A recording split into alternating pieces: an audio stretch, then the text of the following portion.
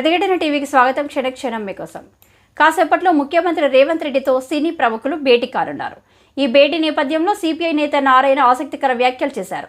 ప్రజలపై భారం మోపకుండా చూడాల్సిన బాధ్యత ప్రభుత్వాలపై ఉందని ఆయన అన్నారు. సినిమా టికెట్ల రేట్లను పెంచడం అంటే బ్లాక్ మార్కెట్ను ప్రోత్సహించడమే అవుతుందని చెప్పారు. ప్రజలపై భారం మోపకుండా చూడాల్సిన బాధ్యత ప్రభుత్వాలపై ఉందని ఆయన అన్నారు. సినిమా టికెట్ల రేట్లను పెంచడం అంటే బ్లాక్ మార్కెట్ను ప్రోత్సహించడమే అవుతుందని చెప్పారు. సినిమా వాళ్ళు 1000 కోట్లు పెట్టి సినిమాలు తీస్తున్నారని నారాయణ అన్నారు. 1000 కోట్లు పెట్టి సినిమా తీసి 2000 కోట్లు వసూలు చేస్తున్నారని విమర్శించారు. సినిమా టికెట్ల రేట్ల పెంపుడు ప్రభుత్వాలు ఎందుకు ప్రోత్సహించాలని ప్రశ్నించారు. సందేశాత్మక చిత్రాలకైతే ప్రోత్సాహకాలు ఇవ్వాలని, క్రైమ్, అశ్లీలతలను పెంచే సినిమాలకు ప్రోత్సాహకాలు ఎందుకు ఇవ్వాలని ప్రశ్నించారు. ఎర్రచందనం స్మగ్లర్ని హీరోగా చూపించి దాన్ని యువత మీద రుద్దుతున్నారని అసహనం వ్యక్తం చేశారు. సినిమా హీరోలు రోడ్ షోలు చేయడం సరికాదని నారాయణ అన్నారు. హీరోలు వచ్చినప్పుడు అభిమానుల వెంట పడడం సహజమని చెప్పారు.